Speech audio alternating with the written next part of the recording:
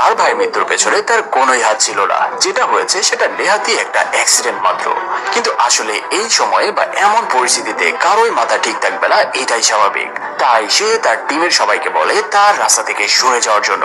কিন্তু টিমের সবাই জানে যদি তারা তাদের ক্যাপ্টেনকে এই অবস্থায় একা ছেড়ে দেয় তাহলে সে মানসিকভাবে আরো ভেঙে পড়বে। তাই তারা কারানকে বুঝিয়ে তার সাথে তার বাড়ির উদ্দেশ্যে রওনা দেয়। অন্যদিকে আমরা আজারবাইজানে সেই টেরোরিস্টদের আস্তানায় লেডি কমান্ডো ইয়াসমিনকে দেখতে পাই, যাকে ধরে এনে ব্যাপকভাবে টর্চার চালানো হচ্ছে। সেখানে ওই গ্যাংয়ের লিডার আসে আর বাকি দুই চালাকে বাইরে যেতে বলে। তারা বাইরে গেলে সে তাকে জিজ্ঞেস করে তাদের সামরিক বাহিনীর সাথে তুর্কির কমান্ডোর কি এমন সমঝোতা চুক্তি হয়েছে। কিন্তু সে তার প্রশ্নের উত্তর না দিলে এবার ওই টেরোরিস্টের লিডার সরাসরি কল দিয়ে বসে তুর্কির জেনারেলের কাছে। সে জেনারেলকে জানায় যদি তোমার এই কমান্ডো আমাদের প্রশ্নের ঠিকঠাক উত্তর না দেয় তাহলে সে নিজের দেশের আলো আর কোনোদিনই দেখতে পাবে না। যদি